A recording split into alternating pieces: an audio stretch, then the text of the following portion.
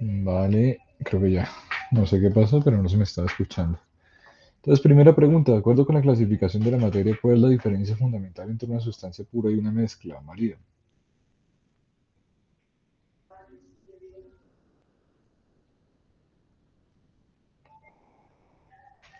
¿Será mi volumen? No, mi volumen está bien. Ya estoy leyendo, profe. Vale.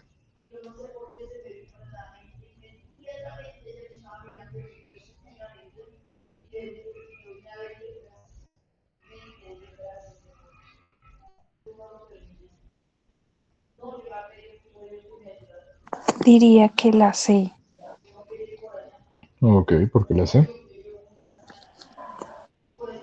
porque cuando tenemos una sustancia pura, por ejemplo el agua, tiene Ajá. como unas propiedades, como por ejemplo, sí, como constantes o específicas, por así decirlo, y una Ya. mezcla como varias cosas.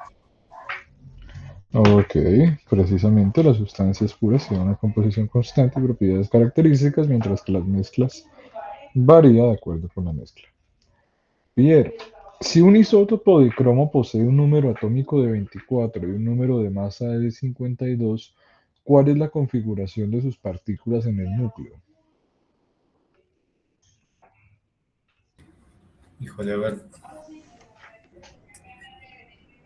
tenemos la masa. Eso, los neutrones toca sacar serían, entonces son 52 menos 24, pucha, Ok, 30, 20, con 20 son 50, mm, 26 más 2 28 creo. 20. ok. Precisamente, Neutrones y sería la A. ok. Precisamente, recuerden que el número atómico nos indica el número de protones, por lo cual necesitamos una respuesta con 24 protones. Y el número de masa nos indica los protones más los neutrones, por lo cual hacemos una resta. De 52 es protones más neutrones, restamos los protones que tengamos y tendremos 28 neutrones. La A. Entonces, Natalia, ¿por qué la masa atómica reportada para el cloro de la tabla periódica es de 35,45 UMA y no un número entero? Pregunta número 3.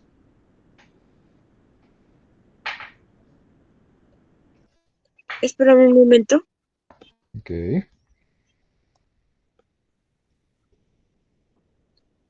que es que me confundí porque estaba viendo el material de la clase 5. ok.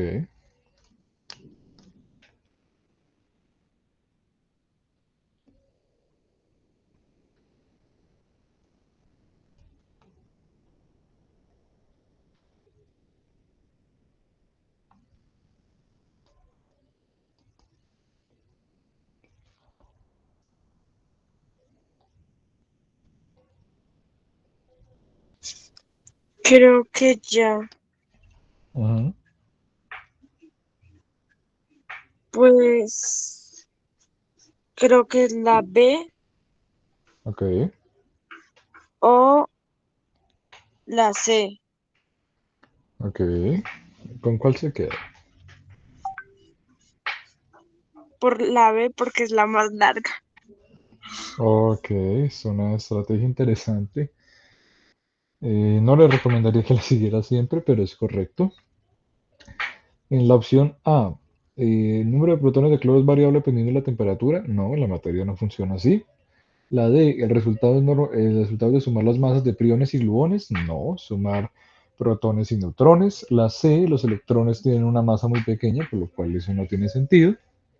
Y la B, es un promedio ponderado de las masas de sus isótopos naturales según su abundancia. ¿Vale? María, cuarta pregunta. En la técnica de cromatografía, ¿cuál es el principio fundamental que permite la separación de componentes en una mezcla?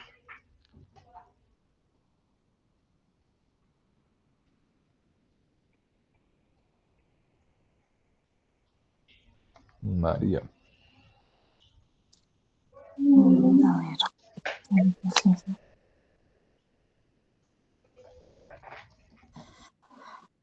Mm.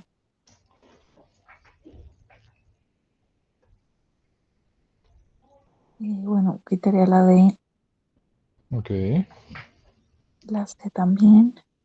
ok, No la B tampoco. Bueno, no me acuerdo bien lo de la cromatografía, pero la A. ok, precisamente. La C pues sería más bien para un decantado. Perdón, la D. La C es para centrifugar y quitar líquido de partículas sólidas y demás. La B pues dice cristales, eso es de la cristalificación, ¿vale? Y la A es la retención selectiva de anillos basados en la afinidad diferencial de una base móvil en una fase estacionaria. Básicamente colocamos líquidos en una hoja de papel o en una hoja de un determinado componente y dejamos que se deslicen. Y según el color que formen en dicha hoja, pues tendremos una condición de diferente material. Sí, bueno, eso no es tan sencillo, no se los van a preguntar, pero pues el fundamento teórico sí es simple. Pierre, quinta pregunta. Un átomo de hierro pierde 3 electrones para formar el ion hierro más 3. ¿Vale? Ese es el exponente. ¿Cómo se clasificaría esta especie y qué cambio ocurre en su estructura? Bueno, pues pues dice unión y como es más 3 es un cation. Ok, Bueno, pues toca. No, vale, sí, ¿no? precisamente. Porque cation tiene T y ese es el más. Ok, vale, precisamente. No puede ser un átomo neutro porque pues pierde electrones, no puede sus cargas positivas nivelarse con las negativas. No es un isótopo porque no decimos que cambia de neutrones. No es un anión porque no decimos que gana electrones y se carga positivamente, sino que es un catión porque pierde cargas negativas, lo que significa que tiene un exceso de protones, cargas positivas. ¿Vale? Aquí. Natalia, sexta pregunta. Mucho brillo, qué pena. Ahí. ¿Qué demostró Henry Moseley en 1913 respecto a la organización de la tabla periódica? Obviamente nosotros no vimos a Moseley y obviamente no vimos teoría atómica porque pues, no lo preguntan, pero nos ayuda más o menos la fecha a tratar de ubicar eh, pues, descubrimientos sobre los átomos. ¿Qué opina Natalia? Pues está investigando un artículo en una página que se llama Rincón Educativo y me Ok. dice que más o menos él dijo que el número atómico, Ajá, la tabla periódica, perdón, se debe organizar en base al número atómico, o ajá. sea, el número de protones en el núcleo, y no por la Ok. masa atómica que se hizo. Y hizo como una conferencia de eso en la universidad, creo que en Ujú. 1915. Ok. Entonces, ¿por cuál opción?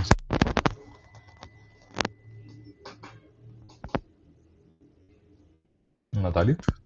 Estoy entre la B y la D, Ok. y creo que es la Ujú. D. Ok. En este caso la respuesta era la C. Esta pregunta nos ayuda a ubicarnos un poco en el tiempo. Primero la D, pues acabamos de ver que la masa atómica no es un número entero, ¿sí? Sino que tiene decimales. Esa no tiene sentido por ahí. La A, la existencia de los neutrones en el núcleo atómico, eso sería hasta los años 50, ¿vale? Estamos apenas en 1913. Eso nos ayuda a ubicarnos en el tiempo con algunos descubrimientos sin tener que obsesionarnos con eso. La B, que los átomos están formados mayoritariamente por espacio vacío con un núcleo central. Esto lo sabemos como desde 1850, algo así, ¿no? No es necesario tener la fecha exacta, pero es mucho antes de eso. Por lo cual, pues no, ¿vale? Sería la opción C, que vamos a clasificar los átomos por número atómico, pero también por los rayos X emitidos, permitiendo ordenar los elementos precisamente por el número atómico, por Z. ¿Vale? Era lo que nos mencionaba Natalia. María, ¿qué define la unidad de masa atómica unificada, AMU o UMA, según la Convención Internacional?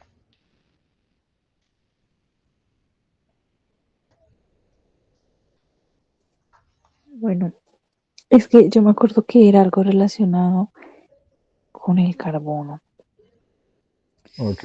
pero no estoy segura. La D no es, Ujú. la C tampoco. Es la masa de solo protón.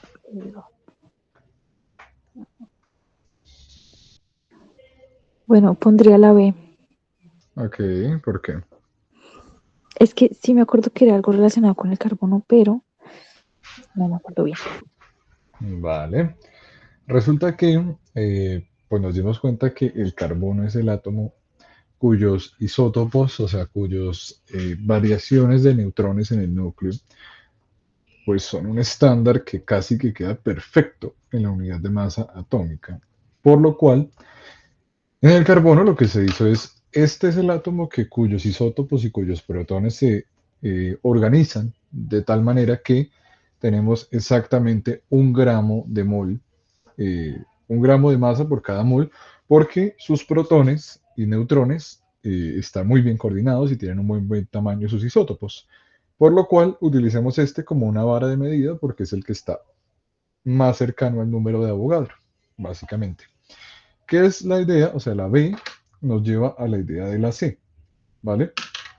La masa promedio de todos los elementos de la tabla periódica no sería esa exactamente, sino más bien de la masa promedio de los elementos, poder entender cuánto pesa un protón y cuánto pesa un neutrón, ¿sí?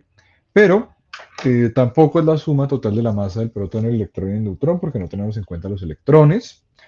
Y la masa de un protón, pues no, porque también hay neutrones. Entonces, la unidad de masa atómica es que el carbón, como está tan bien adaptado a sus isótopos y como son tan cercanos al número de masa atómica, lo que se hizo fue dividirlo entre 12 partes y saber que cada componente dentro del carbón representa una unidad de masa atómica, ¿vale? Cada protón una, cada electrón, cada neutrón una, ¿vale? Listo, Pierre. ¿Cómo se define el nombre de un anhidro en la nomenclatura tradicional cuando el no metal posee tres estados de oxidación distintos? Muy nomenclatura. Bueno, a ver. Tres estados de oxidación distintos. Quiero decir, Ajá, uno menor, uno medio y uno más grande. A ajá. ver, entonces, creo que el del medio, Uno más grande o uno más pequeño cuando se tienen tres estados de oxidación. que hay como uno pequeño, uno grande y uno que está como entre esos dos. Ok. A ver, Recuerde que así no funciona la nomenclatura tradicional. Funciona por pequeño, grande, más grande, no por medios. bueno, tiene sentido. Entonces, a ver, oso para los menores, Ico para el mayor de todos. No, porque no se podría diferenciar entre los dos menores cuál es cuál, ¿no? Entonces no es.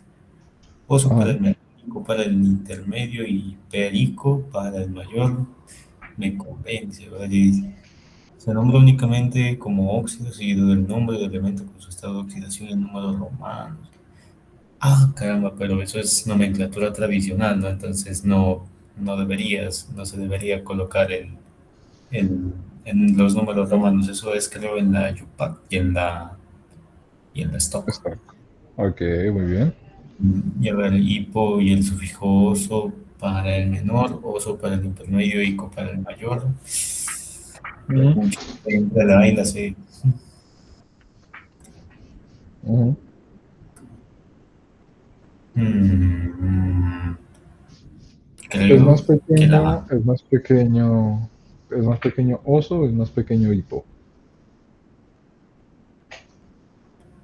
El más pequeño es el hipo, hipo Ok, oso. Luego entonces de sería ese va el oso y. El ICO es el mayor. Entonces la A. Ok. Precisamente, esa era la respuesta correcta. Utilizamos hipo para el más pequeño, utilizamos oso para el pequeño, utilizamos oso para el intermedio e ico para el mayor cuando se tienen 3 estados de oxidación. Si se tienen 4 estados de oxidación, utilizaríamos hipo, oso, ico e hiper. ¿Vale? Listo. Natalia, en la nomenclatura stock, ¿cuál es el obligatorio omitir? Perdón, ¿cuándo es obligatorio omitir el número de oxidación entre paréntesis?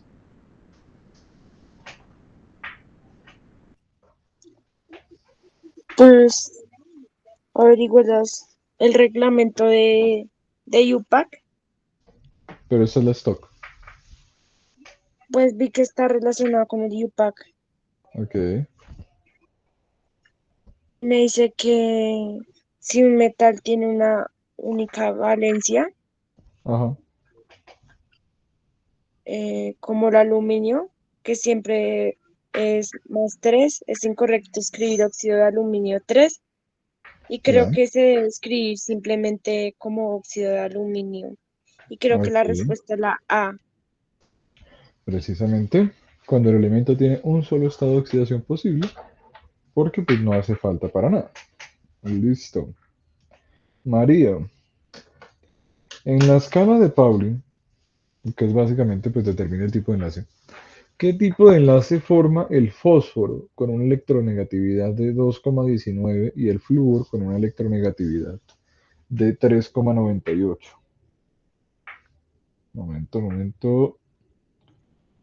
Esto. Ay, no se abrió. Acá. Uy, uy, se volvió logo. Ahí.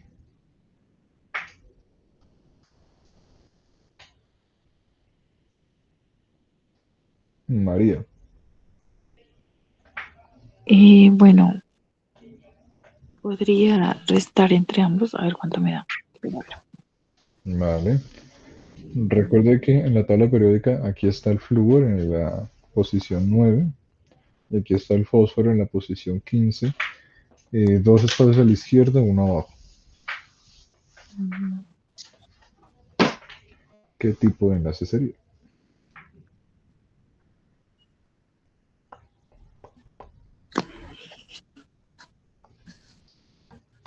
Bueno, me dio 1,79, entonces Ujú. covalente no polar no es. Debe ser o iónico. Mm. ¿Son metales Y o son no metales?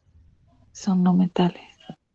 Ya, entonces no puede ser enlace metálico. Recuerden que los metales son los que están acá azules y los que están acá en amarillo. Listo, ¿qué más? La diferencia es mucha, entonces no puede ser. Bueno, igual no hay. Entonces, bueno, polar débil no, no creo. Ok, entonces no van a compartir los electrones pasando más tiempo en uno. Yo creo que sería iónico. Ok, completamente seguro. No completamente segura, pero pondría esta. En esta ocasión la respuesta es correcta. Además, lo pudieron haber sacado sin el cálculo que hizo María, pero lo que veríamos hacia ojo es que el flúor que está en el grupo 17 va a robar de cualquier cosa sin excepciones. Va a buscar reaccionar con cualquier cosa y siempre los que están en esta fila van a reaccionar de esa forma, porque es supremamente fácil robar un electrón así el otro esté a dos de robar. Sí, el fósforo también roba bastante, pero es que el flúor reacciona de una manera estrepitosamente fuerte, por lo cual el flúor muy pocas veces va a armar un enlace covalente, ¿vale? Y en este caso, pues igual María lo hizo por cálculo. Recuerden que la diferencia de electronegatividades nos marca el tipo de enlace. Si es una diferencia muy grande, una resta muy grande, pues va a ser un iónico. Listo.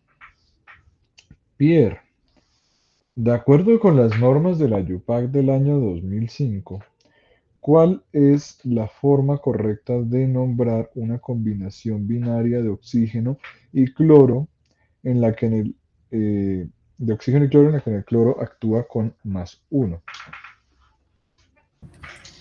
Bueno, a ver, primero descartar la C y la D porque están mal puestas. Si el Cl está en +1, el oxígeno es en -2, entonces siempre tiene que haber dos cloros y aunque en la D sí hay esos dos cloros, están en el lado incorrecto. Ok, A ver, y ahora sí, entre eso, hipocloroso, ese está en la tradicional. En la A debe ser la A. ok. Descarta la B por ser un hipocloroso. ¿Por qué descartó la C? Qué pena. La C, lo que pasa con la C es que tiene el CLO y como el cloro Ah, está en estado de valencia +1, pues eso ah, no puede ser, eso es un ion, eso no está estable. ok. ¿Y por qué el de oxígeno no podría ser -1? A ver. Mm, a ver, es que el oxígeno puede estar en -1, pero bajo ciertas condiciones, me acuerdo. Pero Ah, no me acuerdo si es la... Ah, no, mentira. Pero dice la combinación binaria de oxígeno. ajá, precisamente. ¿Y la D por qué la descartó? Porque el oxígeno, algo que recuerdo de mis clases de bachiller es que debe estar más o menos por el centro, porque es como por la electronegatividad del oxígeno. Ok. O sea que el oxígeno no puede ser un cation. No, no, no, no. Ok. Sí lo puede ser, pero en este ejercicio no, porque Ejercicio. nos están diciendo que el cloro tiene que ser +1. Y acá sería el oxígeno el +1, luego cual, el +2, perdón. Lo cual no tiene sentido. ¿Vale? Y sí, el correcto sería eh, monóxido de dicloruro. ¿Vale? Y ahí lo tendríamos. Bien, Natalia, siguiente pregunta. ¿Cuál es la denominación correcta del compuesto estaño y 2 de oxígeno en la nomenclatura tradicional?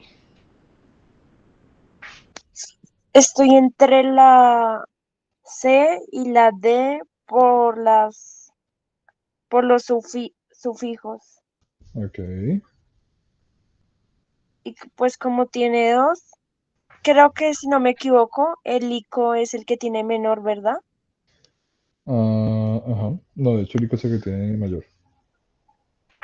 Entonces me voy por la C. Ok. Vale, precisamente esa era la opción correcta. El estaño tiene nivel de oxidación +2 y acá tiene -1 el oxígeno.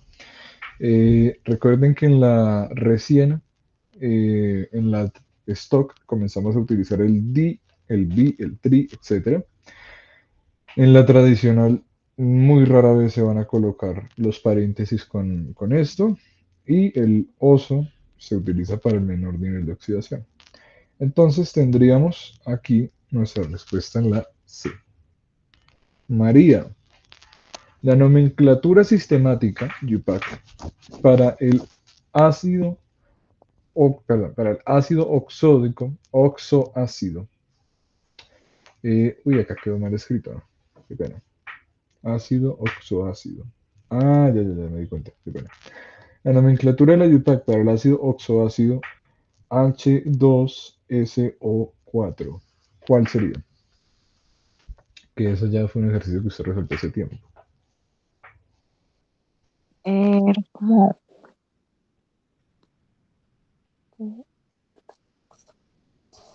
eh, tetraoxosulfato. Estoy entre la B y la D. A ver, espera. Eh, Ok, azufre no, el ahí no va. Entonces sería la D. ok. ¿Por qué? Porque en la BioPac se pone como el esta oxidación y el de Ok, precisamente. Y este estado de oxidación 6, ¿de quién es? del azufre.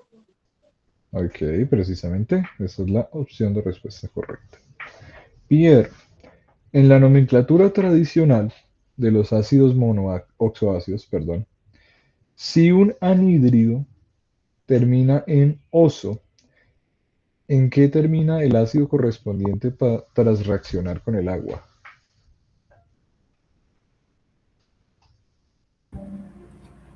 Mm, Bueno, es que eso termina convirtiéndose en una sal más agua, creo que era la reacción.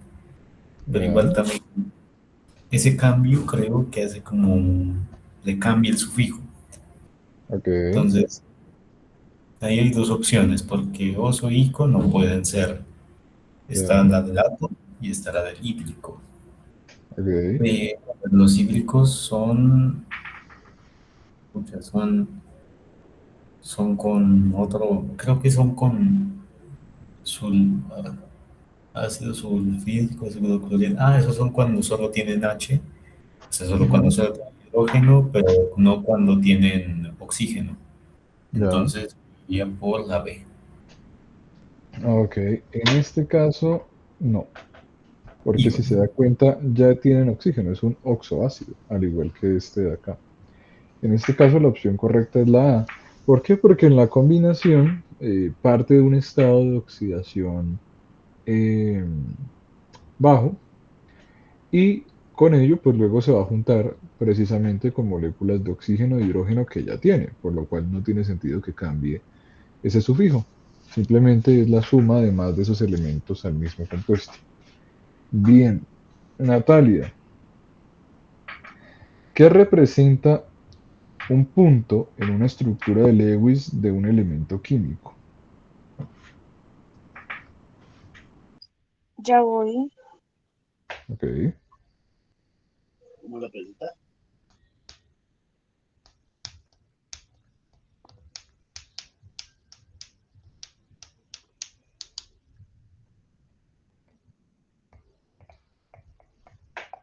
Pues creo que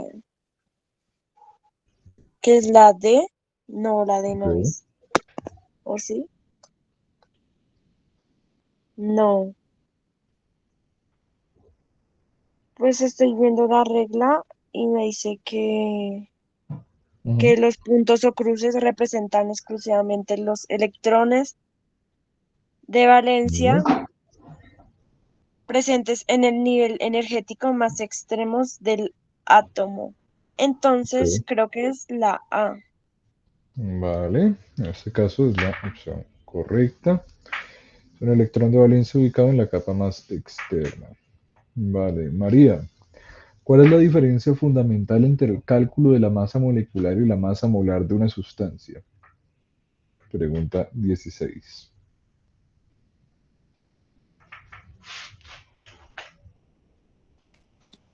Y bueno, la A no sería, Ok. la B tampoco. Ujú. Bueno, la C podría ser la masa. Sí, ahora la masa.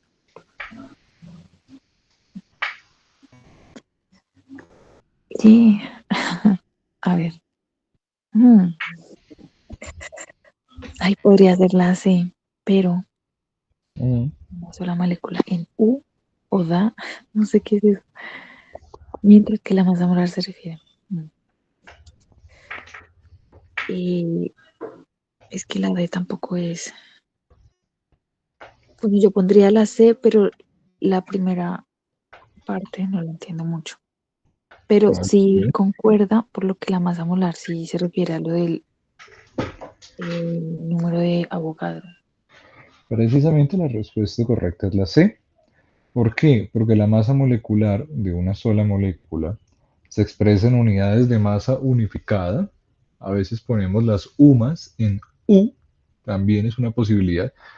O decimos U más O decimos la que habíamos puesto acá, que es la anglosajona, que es la de Moore, creo que es, nunca me acuerdo. Bueno, en algún lado estará. O directamente le ponemos la letra U y con ello ya entendemos que es U. Pero hay otra unidad también que son los Daltons. Eso es la DA, que nunca van a trabajar, pero pues igual hace parte de la distinción, ¿no? Y pues la masa molar es precisamente una sustancia que se refiere a el número de Avogadro dentro de un mol que va a tener un determinado gramaje, ¿vale? Pierre, comienzan los ejercicios numéricos. Se desea preparar una disolución de hidróxido de sodio en concentración de 0,5 molar. Si se dispone de 2 litros de disolución de 1,8 molar, ¿qué volumen de la solución concentrada se requiere? Bueno, aquí hay dos formas de hacerlo, pero creo que la Ah, más sencilla es esta de C1V1 igual a C2V2. Entonces, ok. se desea preparar 0,5 molar, o sea que la concentración final de la concentración 2 es 0,5 molar, Ah, volumen 2. Y a ver, se dispone de 2 litros, es decir, que el volumen 1 son 2 litros, y C1 tiene que ser 1,8 molar. Entonces, bueno, a ver, si 0,5 es igual a un medio, es decir, que el 2 se va a pasar a multiplicar, lo cual quedaría 4 por 1,8. En este ajá, caso, el molar se cancela quedando los litros, lo que ujú. me da el volumen que necesito. Y el 4 por el 1,8 sería 4 más 8, sería 4, 32, 3,2, que sería 7. Ah, no, mentira. Hice algo mal. Hice algo mal, así no era.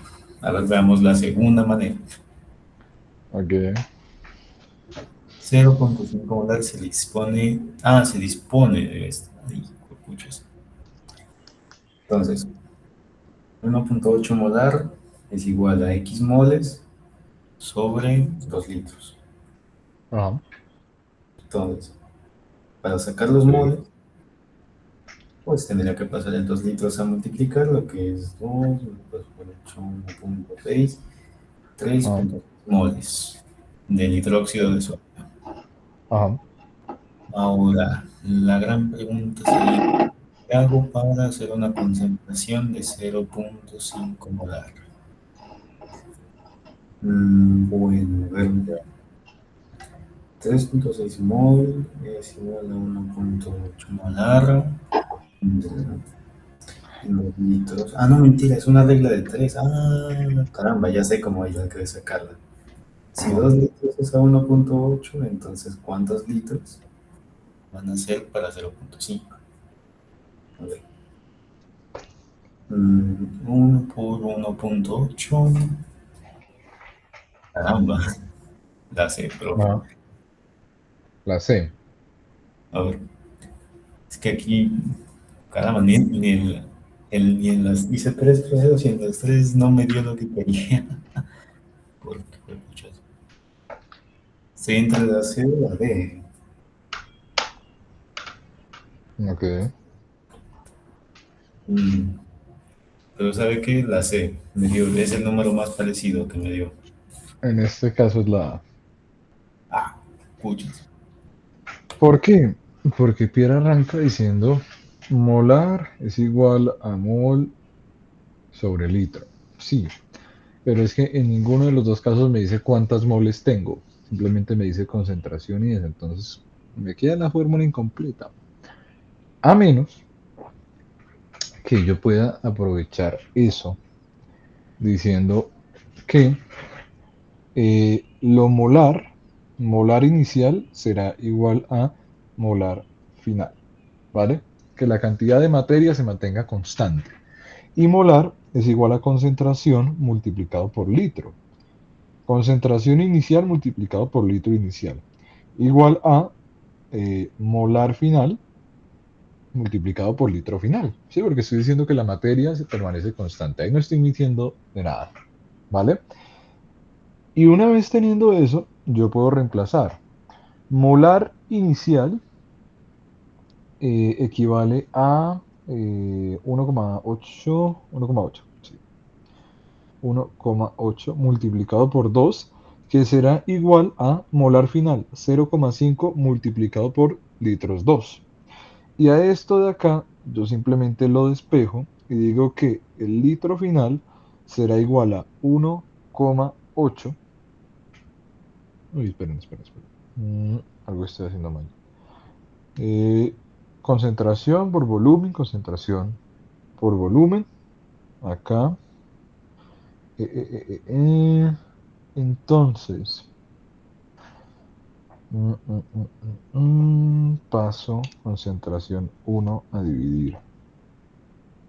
Estoy interpretando mal los datos, qué pena. Sí, decía que me estaba saliendo algo mal. Con una concentración, se quiere preparar una concentración de 0,5, disponiendo de 2 litros de solución a 1,8. ¿Con qué volumen se concentra? Entonces, aquí la solución sería la siguiente. Y es que se tiene 1,8 de concentración inicial, ¿vale? Pero esa concentración inicial no conozco los litros iniciales para que haya dicha concentración. Pero sí conozco los litros finales de la concentración, que sería el 1,8 multiplicado por 2. Y ahora sí, perdón, que sería el, porque puse acá 1,8, que sería el 1,8 y aquí sería el 0,5. Porque los datos que me están dando es que mi concentración final se dispone de tanto para una solución de tanto.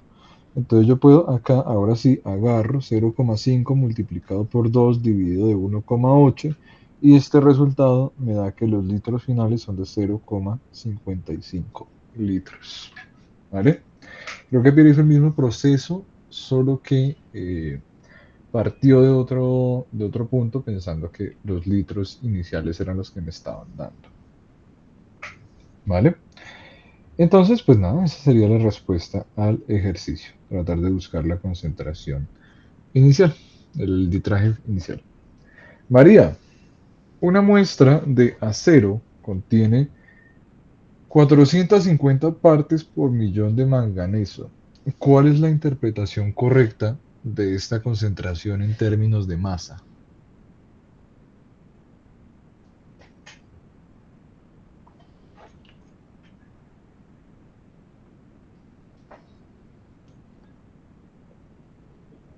María. Contiene cero. A ver. Partes por yo.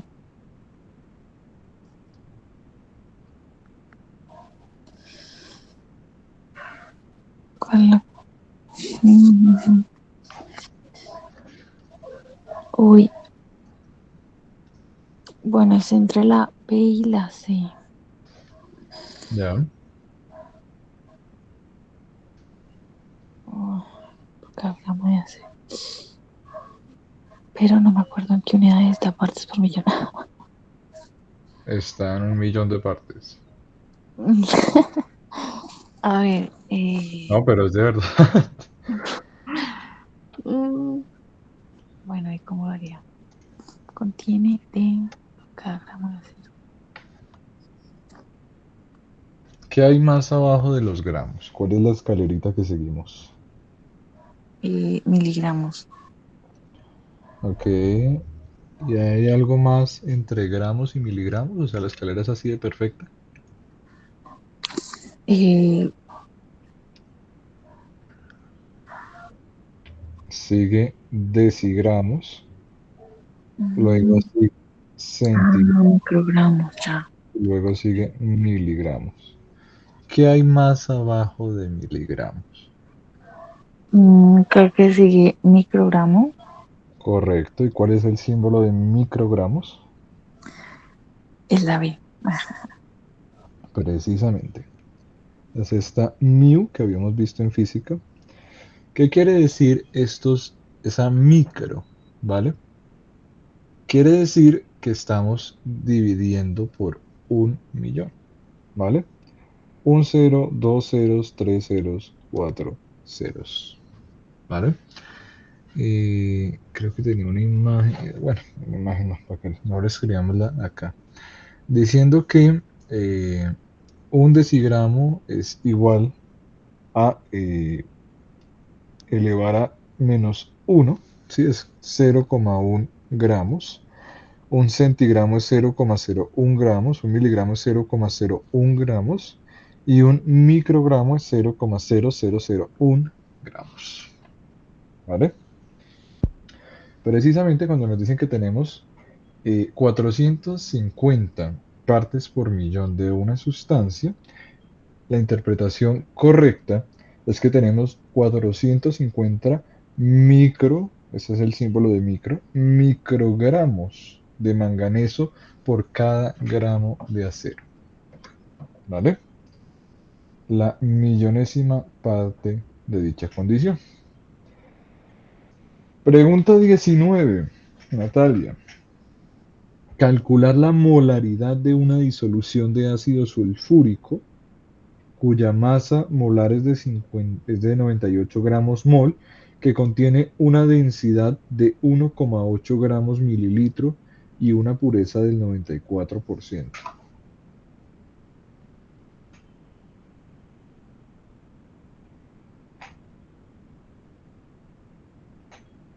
No tengo ni ideas, profe. Ok. Eh, lo que vimos lo que vimos en la sesión anterior es que pues necesitamos poder calcular propiamente cuántos gramos tenemos. Entonces, ¿qué me dicen? La fórmula más sencilla para poder calcular esto, que esto es un proceso un poquito complejo, es que tenemos que asumir una masa. ¿Sí? No me dice cuánta masa exactamente tiene. La forma más sencilla de poder hacer este proceso es asumir algo. Entonces, yo miro y digo, nada que hacer. Voy a decir que el volumen es de 1.000 mililitros. Sí, es una cuantía de 1 litro, la unidad mínima que necesito. No puedo poner, si le pongo 2, ya me arriesgo a mis cálculos. Es mejor ponerle 1 litro, o sea, 1.000 mililitros. Posteriormente, lo que tendría que hacer es agarrar esta densidad, porque como me dicen la densidad, cambian las cosas, porque ya tengo un punto de donde fijarme. Entonces yo puedo decir que tengo 1,82 gramos sobre mililitro, mililitro con mililitro se va, y puedo decir que tengo aproximadamente 1.820 gramos de materia aquí. Como me dicen la pureza, cuando ustedes les dan la pureza, que igual será algo que veamos en la parte de reacciones, pero la pureza simplemente es decirme qué parte de ese gramaje realmente es ese gramaje. Igual que vimos en estequiometría, que todavía tengo acá aquí. Igual que vimos en estequiometría que para calcular la materia de una mezcla, simplemente tengo que aplicar este proceso, identificar la materia, buscar la masa molar, identificar el porcentaje que deseo buscar del total y dividir ese porcentaje, porque pues es lo que estoy buscando, divido el total para saber qué parte sería. Eso mismo yo puedo aplicar acá, ¿sí? Si yo digo que el 94% de esta cantidad de materia pertenece a el ácido sulfúrico, pues ese es el mismo proceso. Simplemente es multiplicar 1.820 gramos por 94 y dividirlo entre 100, porque es porcentaje, o sea, por 0,94. ¿Vale? Y listo, ahí ya tendría propiamente mi cantidad de materia para una pureza del 94%. El otro 6%, quién sabe qué es, porque mi interés es el gramaje de lo que sí tengo. Y esto da como 1.711 gramos. ¿Vale? Ya una vez teniendo la cantidad de materia, que yo me la inventé porque no sé cuál es el volumen, simplemente puse 1 litro, cantidad mínima. Lo siguiente que tengo que hacer, sabiendo ya el gramaje de lo que tengo, es aplicar, pues, cuál sería la molaridad. ¿Sí? Tercer paso, si me dicen que para esa sustancia la la masa molecular es de 98 gramos mol, pues simplemente agarro y hago la multiplicación, ¿sí? ¿De qué forma? ¿Cuántos moles serán 1711 si 98 equivalen a un mol? Hago esa multiplicación, 98 gramos, perdón, que una mol sea equivalente a 98 gramos. Y eso lo hago en calculadora. 1711 dividido 98 igual a 17.000, perdón, 17.000. 17,5 mol. ¿Qué significa? Que si yo tengo un litro, por eso puse un litro, porque es la cantidad de unidad, ¿sí? No me modifica los cálculos ni me borra nada. Si tengo un litro, yo puedo decir que de ese litro, dada la densidad de la materia que nos dan, un litro de volumen equivale en materia a 1820 gramos, ¿sí? Eso es la densidad, es la concentración de materia en un volumen. Entonces yo quiero saber, con un volumen de un litro, porque recuerden que un litro es volumen, no masa, pues ¿cuánta materia hay en un litro? Y aquí me dice que hay 1,8 kilogramos dentro de un litro de volumen.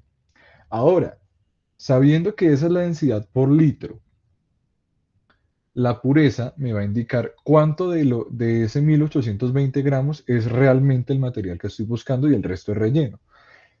Dentro de un volumen de un litro, donde la materia es de 1820 gramos, la pureza es de 94%, lo que quiere decir que en un volumen de un litro, lo que hay de mi sustancia es 1711 gramos puros.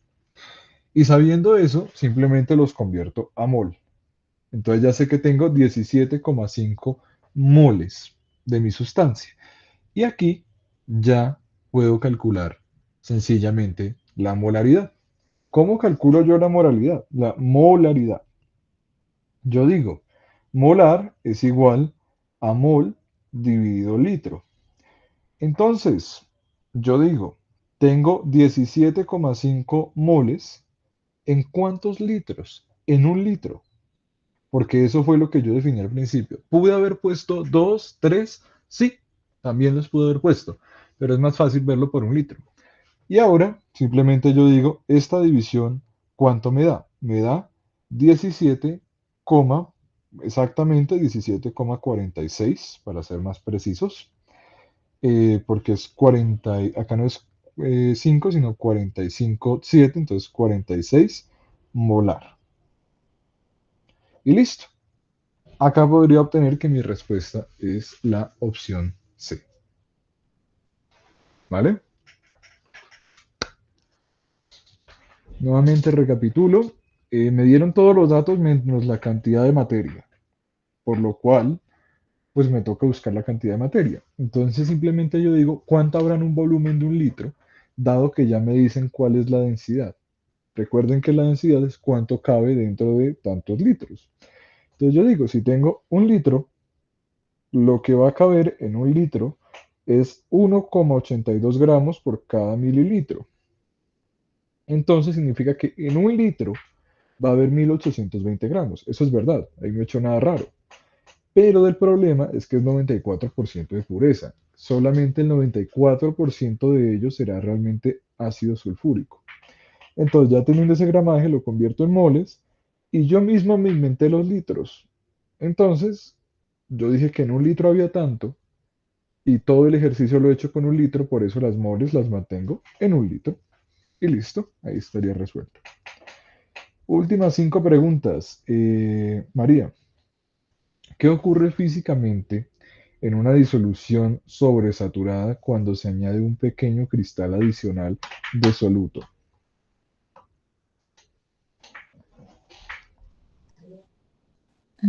A ver.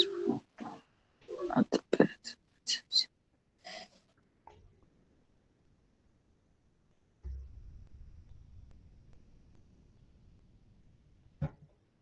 Uy, profe, estoy entre la A Ya, y la C. ok.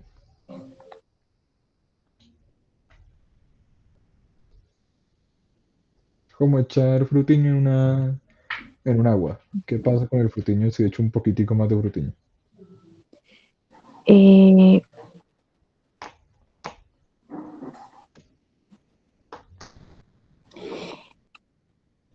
o sea, es que me dice disolución sobresaturada.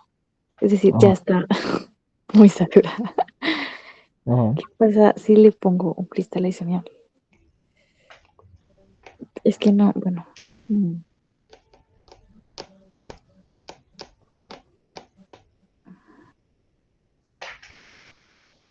Uy, no, profe. Es que ninguna de las dos me cuadra. La verdad no Ajá. sabría qué pasa. Porque es que o sea, un coloide no, tampoco. Un coloide es una gelatina, por si Sí, acaso. entonces Ok. como que no. Sí, sí, sí, sí, sí.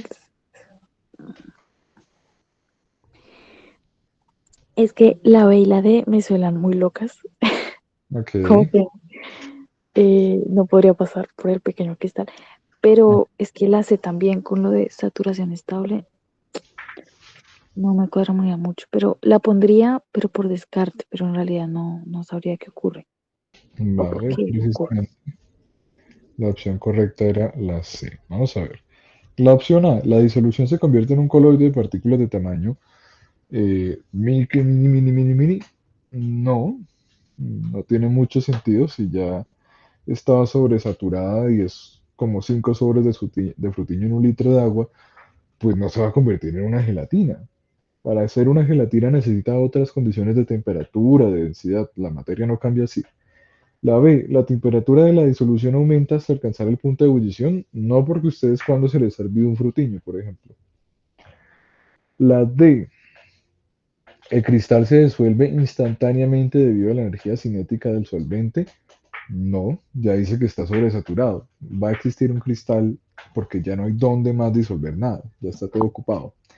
Y la C, por descarte quedaría, pero a ver qué dice. El exceso del soluto disuelto se precipita rápidamente, volviendo a la solución un estado estable. O sea que cuando físicamente la solución está sobresaturada y se añade otro pedazo extra de soluto, lo que va a pasar es que busca estandarizarse con los demás y podría hablarse de una saturación estable. ¿Vale? Piedra. ¿Cómo se define la molalidad y cuál es su principal ventaja sobre la molaridad?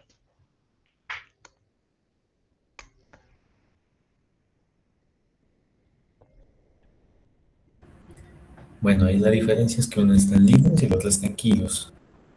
Entonces, Ajá. a ver, ¿Cuál está en kilos? equivalentes de soluto por litro. ¿Cuál está en kilos y cuál está en litros?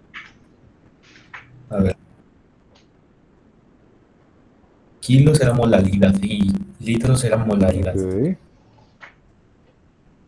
Entonces. A ver, entonces, la B no es porque eso es la normalidad, porque dice sobre los equivalentes. Ok. Y además, pues, valoraciones de las cosas como con ácidos y tal. A ver, Ajá. porcentaje de masa dividido por densidad. Uy, eso eso no entra, creo. Y además por la densidad, eso no es ni molaridad ni molalidad. Bueno, entonces, Ajá. La densidad solo no. nos la dan cuando tenemos que arreglarnos el gramaje. Mm. Bueno, la C y la D en la primera frase dicen casi que lo mismo, porque 1000 gramos es 1 kilogramo. Ah, no, Ya. mentira, pero uno dice solvente y otro disolución. Ujú. Y a ver, en la otra parte dicen, a ver, ventajas que no varía con los cambios de temperatura. Mm. Ventajas que es más fácil de medir en el laboratorio. Caramba. Yo creo que es la C, porque al menos recuerdo que en la anterior clase usted puso solvente. Ok. Queda- Precisamente es la opción C. En la molaridad, la diferencia es que se está en kilogramos el solvente y la ventaja pues no es nada porque no estamos hablando de que sea el equivalente en gramos para un catión ni nada de eso.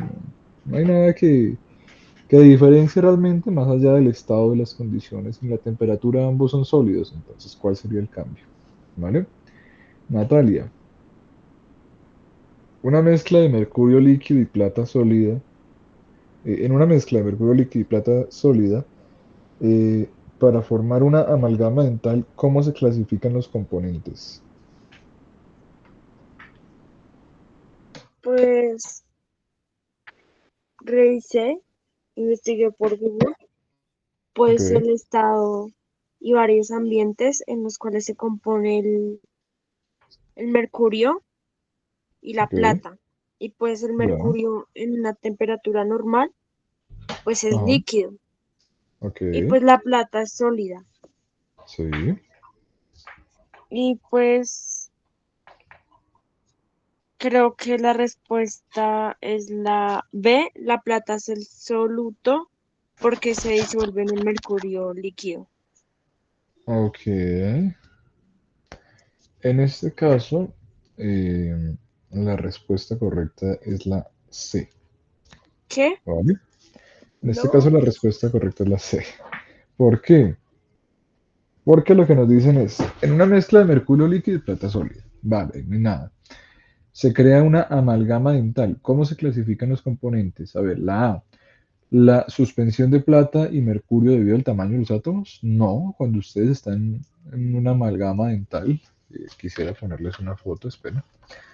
Amalgama dental, por si nunca han visto una, que suele ser... Va a ser una imagen desagradable, por favor, prepárense. 3, 2, 1. Ahí. A algunas personas les resulta desagradable. A eso también se le llama taponamiento de caries o simplemente placa para caries también. O curación de caries o reparación de dientes, ¿vale? Cuando ustedes tienen una caries, básicamente lo que van a hacer es pelarle el diente, abrirle un espacio, quitarle toda la caries para que no se replique y colocarle mercurio con plata en una amalgama. Eso es lo que nos está diciendo ahí, ¿no?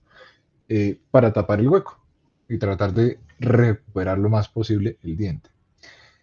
Quito la pantalla, un momentico. Volvemos acá, acá, acá, acá. Lo cual quiere decir que pues usted no tiene un pedazo de líquido en la boca, básicamente. Usted tiene algo sólido, porque si no se le volcaría en la boca y se contamina. La B, la plata es un soluto porque el disolvente, porque se disuelve en el mercurio líquido. No, porque eso quiere decir, o sea, coloquemos la lógica un momento, ¿vale? Eso sonó feo, perdón. Coloquemos imaginación un momento, es lo que quiero decir. Yo quiero que la mezcla esté en estado, se pone triste. No, pero no era para ofender, o sea, es como colocar sentido común, tal vez, no, es sentido químico, ¿verdad? Es que todos son ofensivos, no es para ofender. Yo quiero que la placa esté sólida, ¿vale? ¿Qué significa? Que lo que sea sólido tiene que ser una mayor cantidad. Dicho de otra forma, si yo coloco más líquido en la disolución, pues la solución va a ser líquida, ¿sí? Piénsenla como si fuera un frutiño. En un frutiño usted no agrega 400 sobres de frutiño, usted agrega un sobre de frutiño en un litro de agua. Hay más líquido, por lo cual quiere decir que la solución será líquida. Y yo no le puedo aplicar a usted un líquido en la boca, tengo que aplicarle un pedazo de metal sólido. Por lo cual, si yo agrego más sólido, el resultado será sólido, ¿sí? Si usted agarra un barril de frutiño y le agrega una jarrita de agua, ¿qué va a pasar? Se vuelve una pasta, sí, pero sigue siendo un sólido, ¿vale? Precisamente, si yo quiero obtener una solución sólida, tiene que haber en mayor concentración el componente sólido. Por eso, la plata es el disolvente, a pesar de que sea un sólido, porque es precisamente eso lo que estoy buscando. Recuerden que el soluto es el que está en menor concentración y el solvente el que está en mayor concentración. Por eso, si yo quiero un sólido, tengo que colocar el componente sólido, hacer el disolvente, mayor cantidad, Y el soluto, que sería el de menor concentración porque es líquido. No le voy a colocar un pedazo de líquido en la boca, ¿vale? Por si no han escuchado la palabra amalgama mental. Eh, Ambos son solventes en una disolución atómica bifásica. No, no quiero que estén cambiando los componentes de un lado a otro. La solución es la mezcla de mercurio y plata. El solvente es la plata y el soluto es el mercurio, ¿vale? Esa es la respuesta. Mercurio en menor cantidad, plata en mayor cantidad porque es sólido y me va a hacer la solución sólida. ¿Listo? Natalia, vamos a recuperarnos un momentico. Si se disuelven 20 gramos de azúcar en 80 gramos de agua, ¿cuál es el porcentaje de masa? Porcentaje peso-peso de la solución.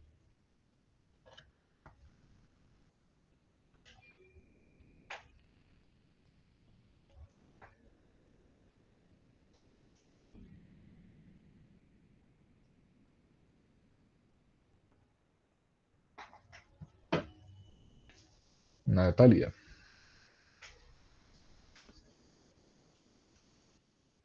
Ok.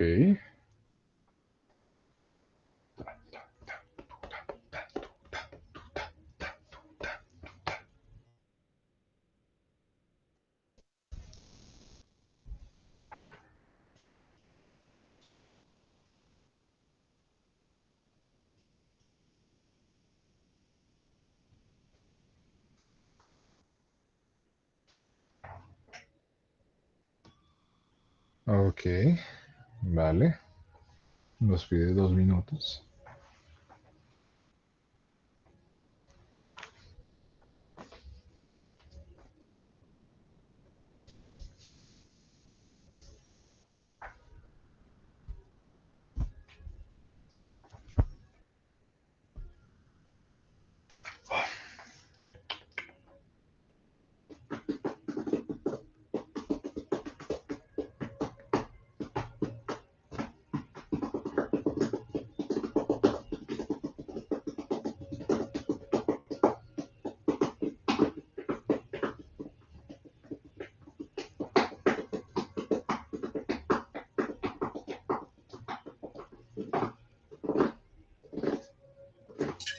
Creo que ya.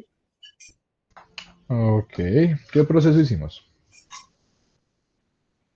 Primero, creo que se suma la masa del azúcar, o sea, el soluto, Ok. Primero, pues definir el cuál es el... agua, Ok. que es el disolvente, si no me equivoco. Ok. ¿Por qué piensa que uno es el soluto y otro es el solvente? Pues porque el azúcar es como más sólida No tiene que ver con lo y el sólido, agua porque es como más líquido. no tiene que ver con el estado, porque pues arriba la plata era sólida y aún así fue el disolvente. Ah, bueno, pues sumé eso y me dio Ok. 100.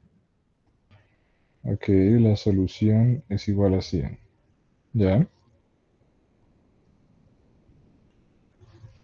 Después creo Ujú. que se hace una fórmula Ya. que es porcentaje P Ujú. sobre P igual a la masa del Sí. soluto y la masa Ya. total de la disolución. ¿Está bien? Multiplicada por Ajá. 100. Es que la busqué Sí. por Google. Ajá, sí. Si dice masa, masa, volumen, masa, volumen, volumen, simplemente es exactamente lo mismo. Soluto dividido solución, ya sea líquida, sólida, etcétera, multiplicada por 100. Y acá el porcentaje peso-peso es de un 20%. Significa Sí, que del total, y es correcto, significa que del total de nuestra solución, ¿sí? Recuerden que es del total, no es de soluto sobre solvente, sino del total, ¿vale? Del total de nuestra solución, el soluto equivale a un 20% de ese gramaje, ¿vale? También pudiésemos tener volumen, masa volumen. Sí, también podemos tener volumen, volumen, pero la fórmula es siempre la misma. Soluto dividido el total de la solución multiplicado por 100. Pierre, si una disolución se clasifica como electrolítica, ¿qué propiedad física fundamental debe presentar? Uy, se me fue Natalia. Tiene electricidad. Ajá, Entonces, ¿seguro? pues debe ser la D, ¿no? Cuando yo tomo electrolitos, estoy metiendo corriente en mi cuerpo. Mm, no, iones, más bien. Ok. Ok, entonces sería la D. O sea, uno solamente lo electrifica los electrolitos cuando llega y le pone un cátodo y un ánodo y los conecta a una batería y ¡bra! Por lo Ajá, demás no debería pasar nada. ok. Entonces sería, La D. vale, perfecto. Que debe conducir la corriente eléctrica debido a la disolución de iones. Bien, esta era la pregunta más pendeja, no me acordaba que era la final, pero nada. María, ¿qué componente de una disolución se define como aquel que generalmente se encuentra en menor cantidad? Creo que está muy sencillo, El soluto. completamente segura, o sea, no duda. Sí. Ok, ¿y qué sería un precipitado? Eh, Cuando está sobresaturado. Entonces se Vale, cristaliza eso. ok, ¿y una amalgama? Lo que vimos las preguntas anteriores, como dos ¿Qué sólidos, sería? pero, o bueno, en menor cantidad el ¿Sólidos? líquido. En menor cantidad ¿Sólidos o el líquido y mayor ok, cantidad el pero sólidos o metales, más bien? metales, metales. Ya. Si me dices sólido, he perdido. Sí. Sí, precisamente. El precipitado es aquel que forma cristales. La amalgama es aquella que tiene metales, el disolvente es el que está en mayor cantidad y el soluto es el que está en menor cantidad. Esa es toda la teoría y palabrerío que necesitan de estequiometría. Y de esa forma terminaríamos nuestra sesión del día de hoy. Si tienen alguna pregunta sobre estequiometría, la pueden hacer libremente en este momento. De lo contrario, nos vemos para química, pues dentro de 8 días, con las últimas sesiones, no, las dos últimas, antepenúltima y la penúltima sesión, que es para reacciones y luego para química orgánica. Y pues nada, mañana nos vemos, recuerden, a mediodía, la clase de 12 a 2 que nos quedó pendiente la semana pasada. Luego la clase de 3 a 5 y luego la clase de 6 a 8. 3 clases en un día, cada cual con una hora de distancia. ¿Vale? Entonces, nada, termino grabación.